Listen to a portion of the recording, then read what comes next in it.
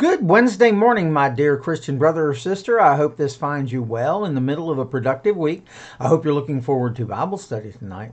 But of course, more than anything else, I hope you're living your very best life in Jesus Christ. Well, Nancy gave me one of those wifely looks the other morning that told me that she thought that I had lost my mind. Um, we came home from the beach and it was all warm and everything, and then I went out yesterday morning and opened the door, and it was rainy and cold.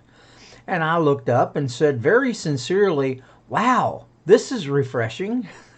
She thought I was being sarcastic, and she looked at me as if to say, "Seriously, Kevin? Seriously?" But I wasn't being sarcastic. I was truly refreshed by the fact that it was now a little bit warmer. It was kind of rainy and dreary, but nonetheless, it was a refreshing change. And it reminded me of that old slogan, for Coca-Cola. They always used to say, "The pause that refreshes." By the way, that was in 1929. No, I'm not that old. But I started thinking about it. Refresh means to make someone have more energy and feel less tired, to give someone more, to fill again, to put into a computer's memory again in order to show new information, or to cause an updated version of something. And by the way, that's Merriam-Webster's dictionary. I've discovered that in my life, especially in the last couple of weeks, that refreshing is an important part of life. You can't go indefinitely without it. I certainly tried, and it's something we all need. The Bible talks a lot about refreshing if you look it up, and it primarily describes refreshing in three ways. The first is something that we can receive from God. The second is something that we can receive from people. And the third is something we can and should do for others. The truth is that God is the source of refreshing. When you're afraid and weary, He stands ready to refresh you. And this is His promise to us. In Jeremiah 31:25, He says, "I will refresh the weary and satisfy the faint." By the way, that's the NIV. I mean, think about that. I will refresh the weary and satisfy the faint. What a great word of encouragement. If you're weary today, ask God to refresh you. But God also uses people to refresh us.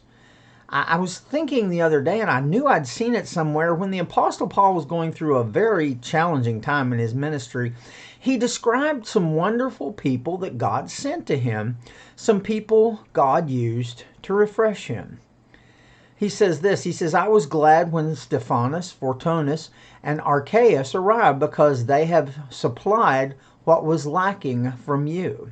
For they have refreshed my spirit and yours also." Then he said, "Such men deserve recognition." By the way, that's 1 Corinthians 16:17. The thing is that no matter how much we might try to refresh ourselves, we can't stay refreshed without really good people in our lives. I mean, Paul needed strength, he needed calm, and he needed refreshing, and he received it through some wonderful people God sent into his life. I can certainly identify with that, because the same thing happened to me just last week.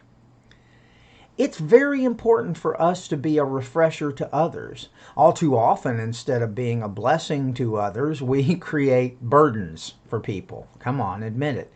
Instead of adding value to others, we consume the resources of others.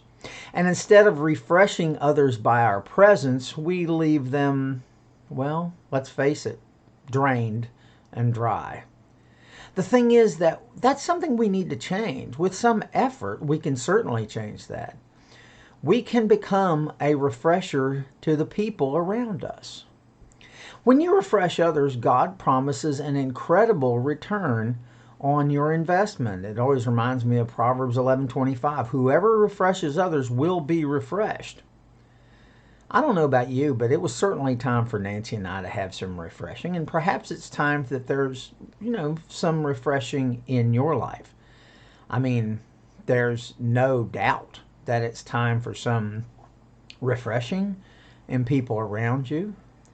So first of all, I suggest that you ask God to refresh you. Pray and look for the refreshing people God sends your way. But most important of all, take that refreshing and pass it on. Just like the Spirit of the Holy Spirit, it's much, much better and stronger when we share it. So be a refresher to others. I can honestly say that you certainly won't regret it.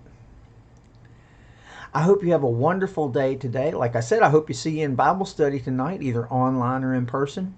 I want you to know, as always, I'm here should you need me, and I truly love you all. Have a wonderful day. Bye-bye.